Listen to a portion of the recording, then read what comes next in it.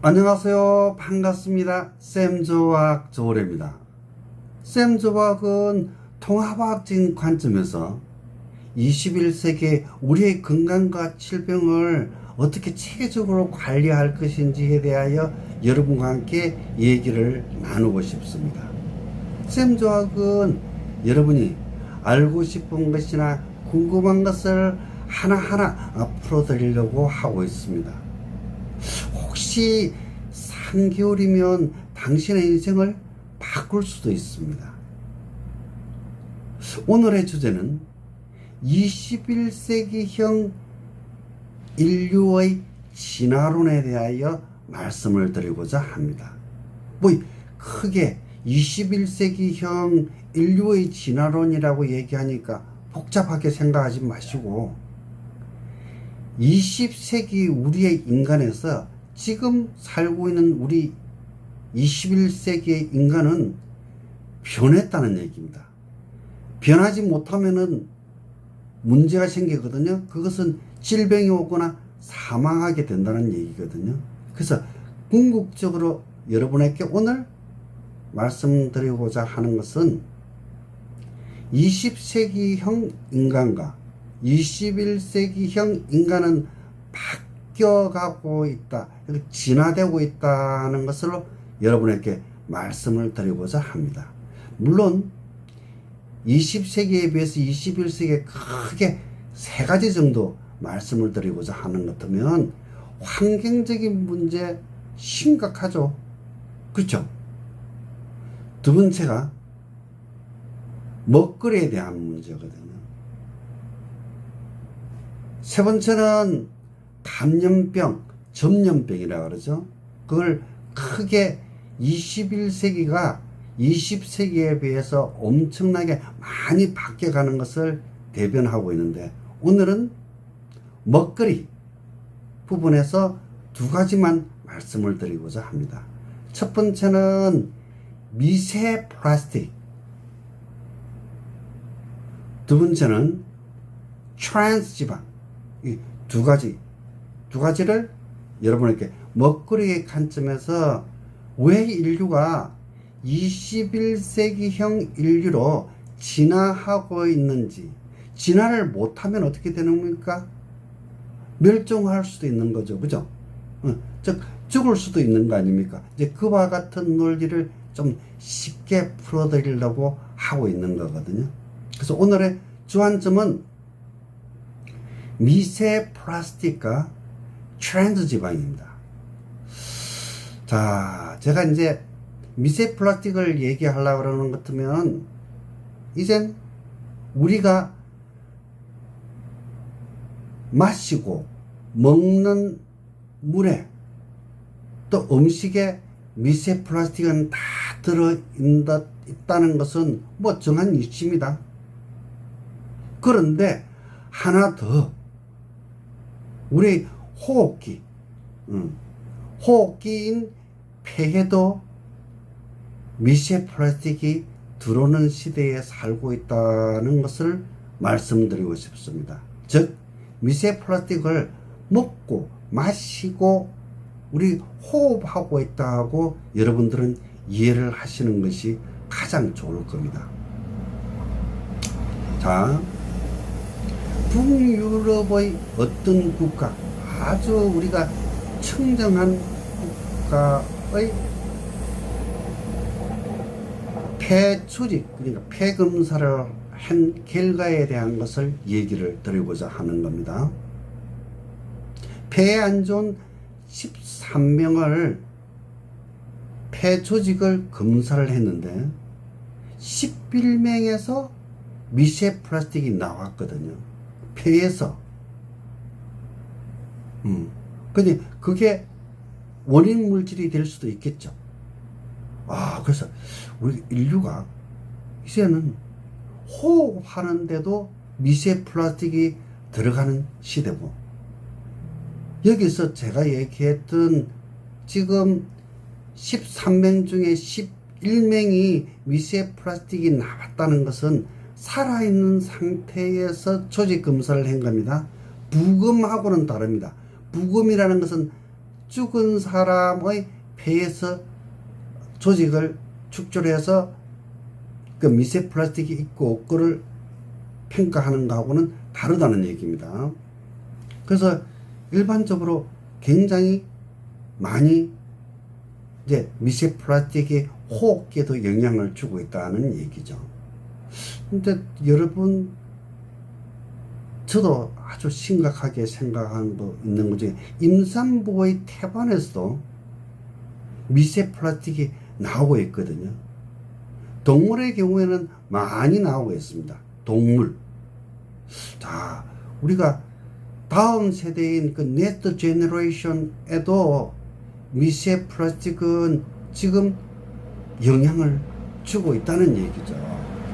그걸 얘기를 하고 있는 거죠.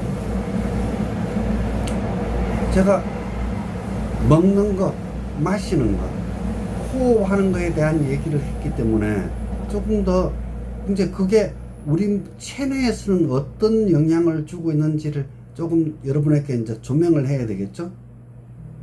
그러면은 사람의 혈액 속에 미세 플라스틱이 있는지 없는지 그거 궁금하겠죠? 그래서 제가 네덜란드의 사례를 제시하겠습니다. 네덜란드. 건강한 네덜란드의 성인 22명을 대상으로 했는데 17명에서 미세 플라스틱이 나왔거든요. 이 살아있는 사람을 얘기하는 겁니다.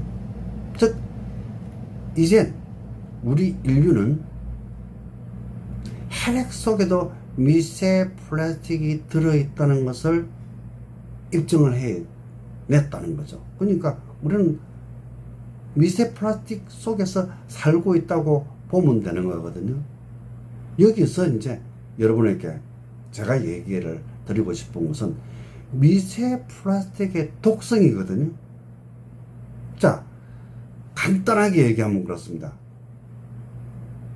미세 플라스틱이 왜 독성이 있다고 얘기하느냐 하면은 우리 인간의 입장에서 소화 흡수를 할 수 없으면 그거로 인해 가지고 문제를 발생하거든요. 그게 독성이라고 얘기하죠.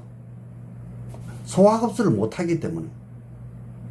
그런 미세 플라스틱의 경우 아직까지 우리 인류는 소화 흡수를 할 수 있는 효소를 개발을 못했다는 얘기입니다. 그걸로 인해 가지고 세포가 손상이 되겠죠.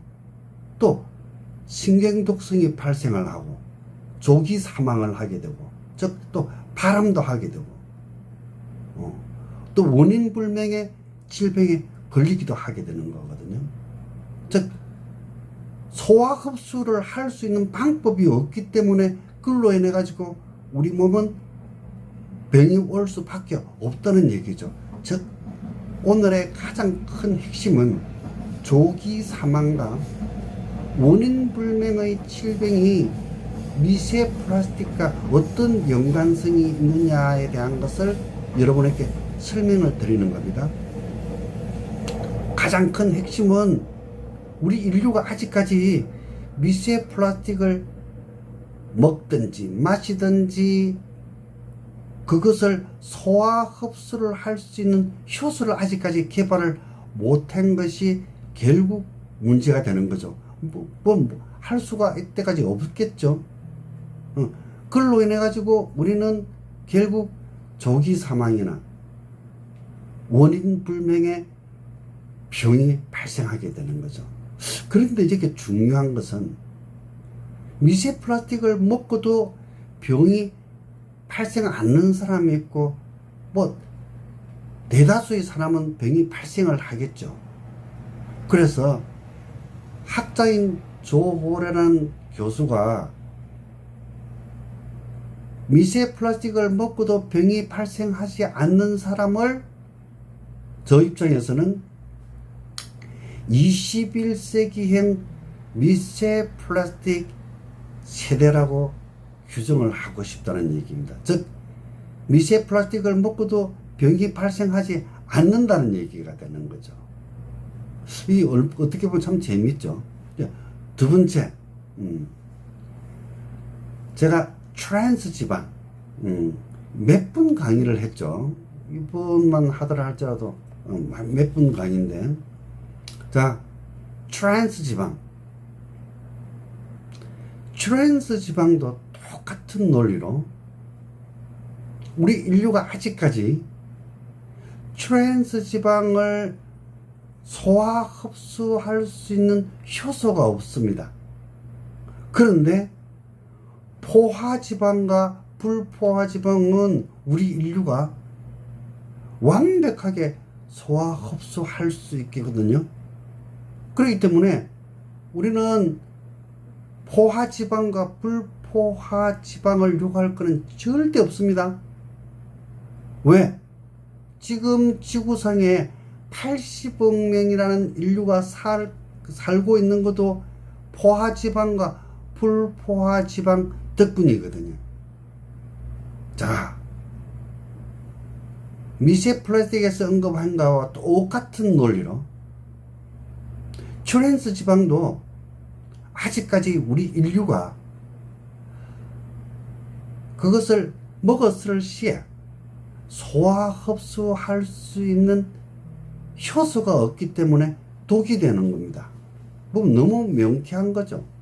명쾌한 거죠. 그런데 만약의 경우에 트랜스 지방을 먹고도 병이 안 나는 세대가 있다. 사람이 있다. 그러면은 제가 그분들에게는 21세기형 트랜스 지방 진화론자라고 제가 얘기를 하고 싶다는 얘기죠. 즉 트랜스 지방을 먹고도 병이 안 난 세대라는 거죠. 다수는 좀 더 병이 나겠죠.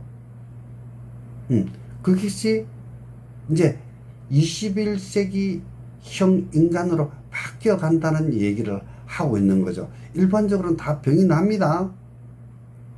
그래서 제가 이제 여러분은 트랜스 지방 세대입니까? 아닙니까? 한번 여쭤보고 싶다는 거죠. 트랜스 지방 세대요? 저도 잘 모르겠습니다. 저도 제가 미세 플라스틱 세대인지 트랜스 지방 세대인지 잘 모르겠습니다만 뭐 어쨌든 간 어느 정도 뭐 건강하게 살아가는 거는 사실입니다.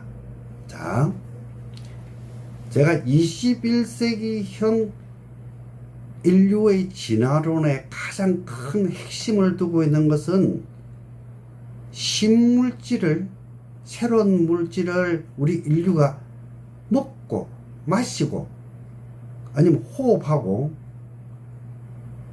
조기 사망이나 새로운 질병이 발생하느냐 발생하지 않느냐 하는 것은 그 물질에 대해서 우리 인류가 아니라 각 개인이 소화 흡수할 수 있는 능력을 얼마만큼 갖추고 있느냐 갖추고 있지 않느냐가 가장 중요한 거거든요.